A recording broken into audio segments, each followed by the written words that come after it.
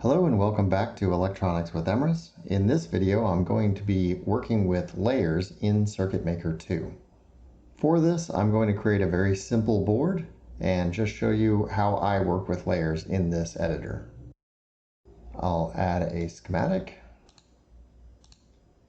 on here. I'm just going to plug in a couple of parts.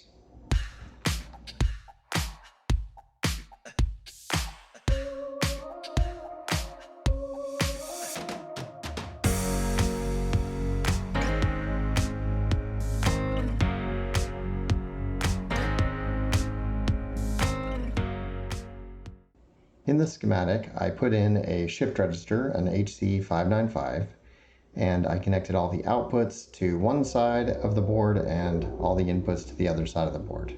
I did not think at all about how my design would affect my layout. And that is not something I would usually recommend doing, but in this case, since I'm trying to give you an example of multi-layer design, by not really paying attention to my pins or how the connectors are wired up, then I'm most likely going to have to use multiple layers to make this layout work. And even if I can get away without using multiple layers, I'm still going to do it anyways because that's the point of this video. Now that I have my basic schematic with one IC, one capacitor, and two headers, we're going to save this. And then I'm going to create a new PCB.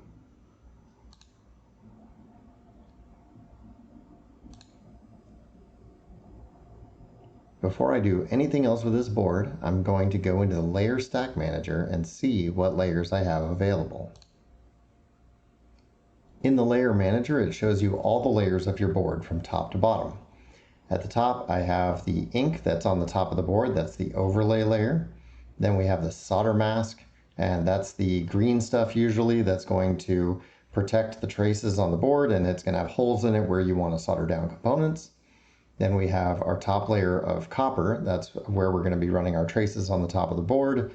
An internal layer of dielectric, and then the bottom layer of copper. The bottom where we can run more traces. And then the bottom solder mask, same as the top, and the bottom overlay, again, where the ink is to mark things on the bottom. Now, this is a very basic board. It really is just two layers is what we would call this, even though there's quite a few more than two here. We're talking about the two layers that you can route traces on, the top layer and the bottom layer. And in between them, we have a dielectric with a known relative permittivity. That FR4 generally has about 4 relative permittivity, and it has a specified thickness. Now, most board houses will let you choose pretty much any thickness you want here. You can look on their websites for what they have as their basic package or contact them. Although I've found in the past, most of them will just tell you, yeah, we can do whatever you want. And then after you tell them a specific number, then they might tell you it costs extra. So you might have to go back and forth a little bit if you want to get something specific. In this video, we're wanting to work specifically with layers. So I'm going to go ahead and switch to a different preset. So at the top, we can go to presets. And then we can change this to a 4-layer preset. And this is usually what I use for my designs. I'm going to be using a top layer, a bottom layer, and 2 internal layers. So you can see how this added some more layers. I'm not sure why they add 2 layers of dielectric here, because I don't think that's really necessary to do what we need. So I'm going to actually just delete one of these and then delete this one down here too. So now I have a dielectric layer at the top. Let's make that, let's say 12 mil thick. I've got my 1 ounce copper layer here, which 1 ounce refers to the weight of copper over a certain surface area.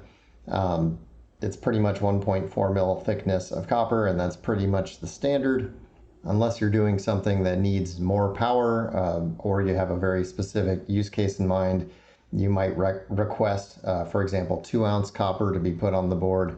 But generally speaking, I just leave this at 1 ounce. The internal layers that have been put in here, you can see a difference here. This one is labeled as plane, and this one is labeled as signal. So the planes are going to be a solid plane of copper that's going to have some cutouts taken out of it, whereas the signal is going to be a plane of copper that is going to only show up where you draw your traces or where you add flood fills.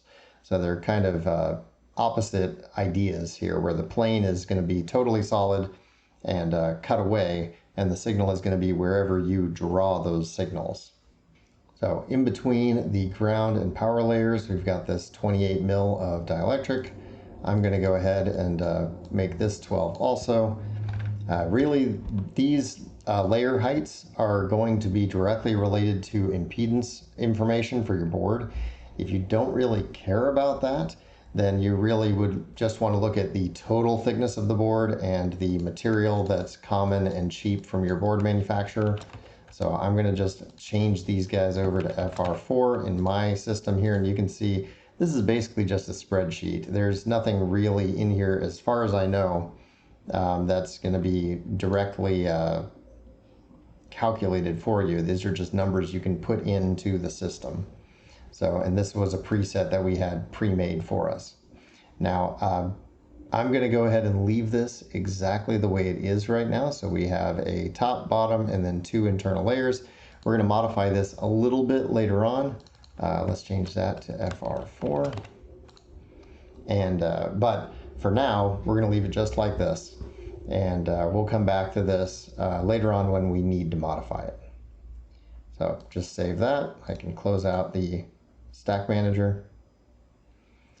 And then one more thing we want to modify is going to be the rules for our device. So we're going to go up here to the design rules. And I want to change my routing width because I prefer my routing width to be changeable.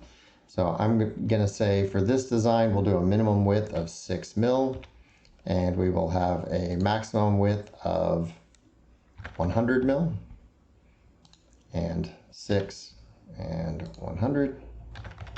And I'm going to leave the preferred width at 10 mil, perfectly fine with me. And then I want to go to routing layers, and you can see that the routing layers right now, we only get the top and the bottom layers. And that's because we specified the internal layers as planes. Whenever we go and modify one of those to be a signal layer, we'll see it show up as another routing layer. Now, the routing via style I want to change because this only gives us the option of having a 50 total diameter and a 28 mil hole, which is pretty big in my opinion. I wouldn't usually use this for my normal boards, but I'm going to make the minimum via size. I'm going to say this is going to be 24, and the maximum via size, let's call that, for this, I'm just going to put 300. It doesn't really matter because I'm not going to change my via size all that much. At our via hole size, we're going to say the minimum is going to be 8. The maximum is going to be 100. So now the way I'm picking these numbers is I'm saying the via hole size is one number, and then the via diameter size is 3 times that number. That means that the metal, the width of the metal going around this edge is going to be equal to the hole size. So that means this from edge to edge here is 8 mil, and then we have 8 mil for the hole and 8 mil there, and that adds up to 24. So you can go smaller than 8 mil for the hole size, but generally speaking, I wouldn't. Most board houses are going to charge you extra. They're going to call them micro vias for anything that's 6 mil and smaller. And unless you really need those tiny vias, for example, to fit in between FPGA, the ball grid array package connections. Otherwise, I wouldn't change this. I wouldn't go below 8 mil via size. So, and I'm going to mark my preferred size as this. Let's do 30 and 10. So, and my general rule of thumb, and one that I've heard a few times before, I don't know how standardized it is across the industry, but if you say I have a trace of 10 mil, then the hole size is 10 mil, and the preferred size for the via diameter is 30. That means that your metal remains 10 mil wide all the time. I like this approach and it works well for me, but you can modify it, and you can find lots of opinions on this. If you want to start an internet argument, just go post on Reddit and ask people which size is best, and you'll see lots of people tell you lots of different things. So you can go ahead and save that. All right, so now we've set up our layers. We have a design. So now we need to start putting these things on the board. So now that I've got this, I'm going to save everything, go over to my schematic, and then I'm going to go to Project and Update PCB Documents. This is going to push my schematic to the PCB. And you can see all my components and nets being added. Hit Execute. And once that's done, we can close it. And now you can see, by dragging with the right mouse button, we can see that all of these components have been added. Now that we have the basic setup of where our components are going to be, let's go ahead and start wiring these together. Before we do that though, let's look at how to change between different layers. So if I want to place a track, if I just press R and start placing a track down, you can see that right now it's blue, and that's indicating that I'm on the bottom layer. And that's because I was messing around with different stuff in between cuts here. So if we get rid of that and then we go to the top layer and press R and start clicking around, we'll get a top layer trace.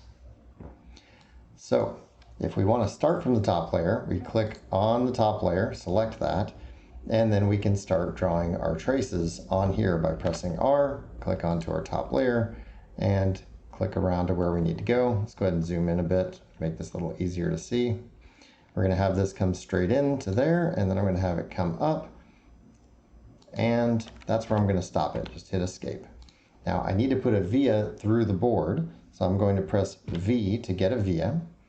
And you can see that this via is fairly big. This thing, even though it's going to fit underneath this part, it's a pretty big via. And whenever I click on it and place it, because I clicked on this ground trace, it automatically gets placed onto the ground net.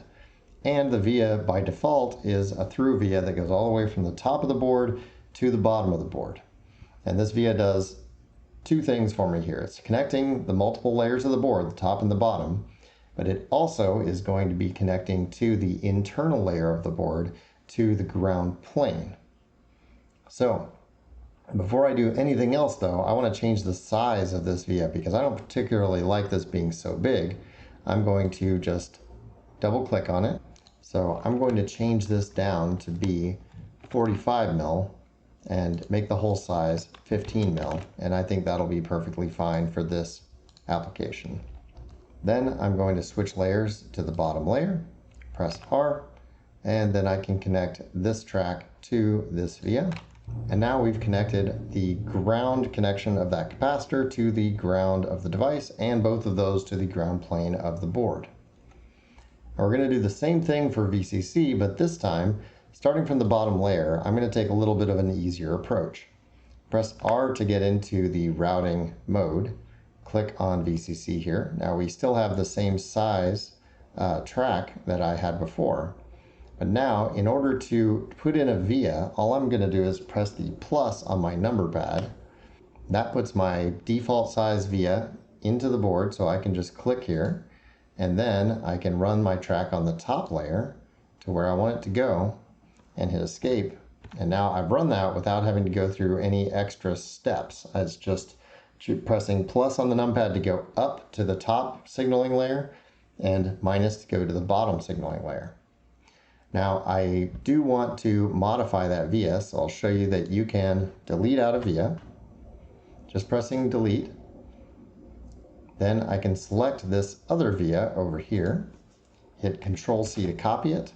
Anytime you copy in CircuitMaker, it brings up this crosshair. You have to click after pressing Control C to choose the center of your copy.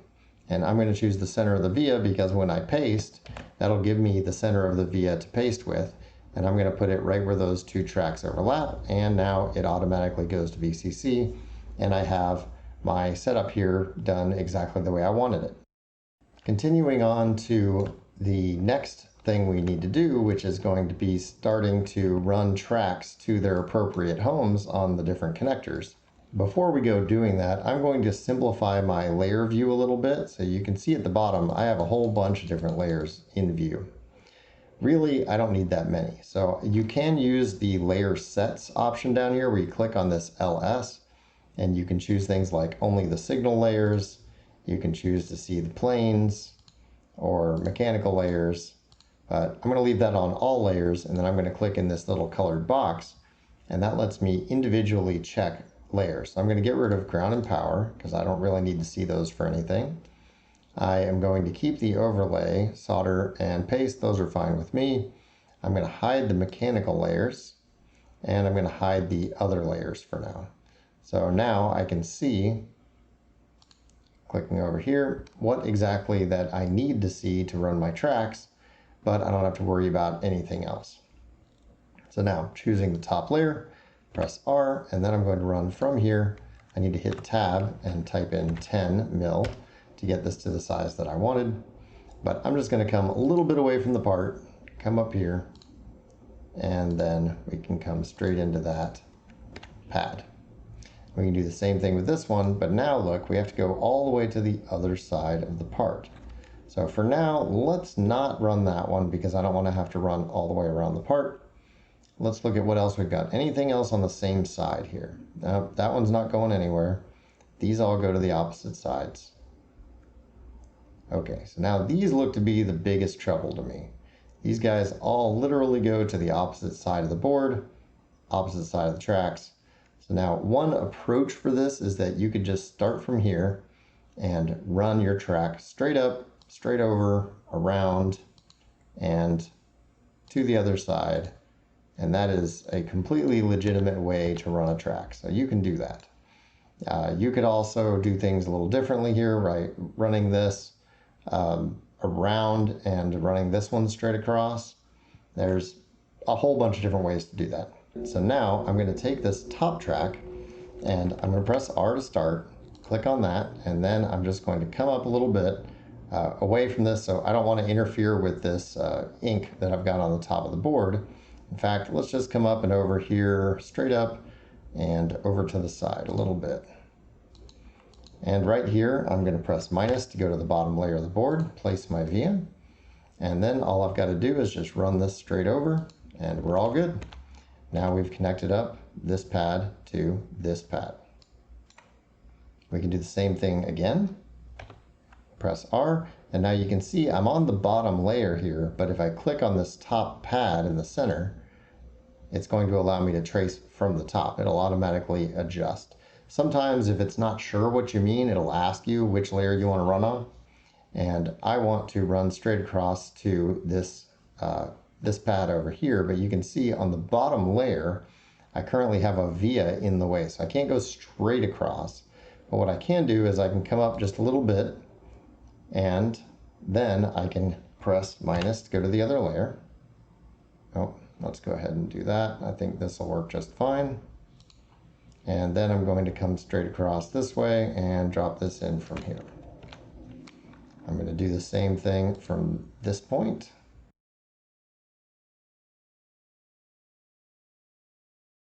Now, let's say that things were really busy on our board and we really wanted to cut across that middle. So we wanted to cut across the middle right here to get from this side to the other side over here.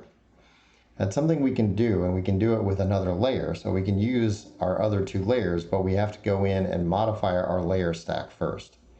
So if we go to the home ribbon and then select Layer Stack Manager,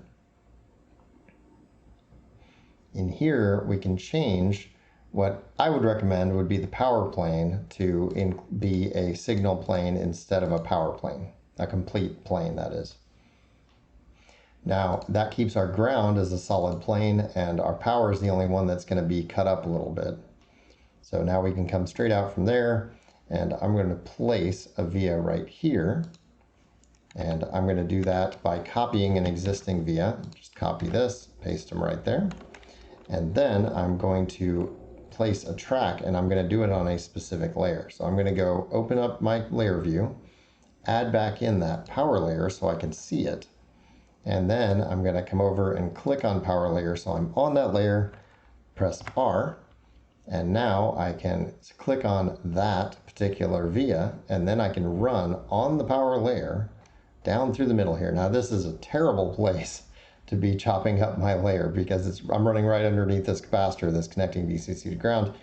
I wouldn't want to do this in general, but point being that it is possible to do this. So in the case where you need to do this, then you can easily just do that. And then now if we can use the same approach to get back up to the other layers. You can use plus or minus. Now that plus put me on the, I believe the bottom layer now. I hit plus again, takes me to the top layer. I can place this down and then I can just run over to this net right here. So, but now you can see there's only this one net on the top here. These blue ones are on the bottom. So these aren't interfering with each other at all. They're completely separate. So now I can continue on and keep placing these.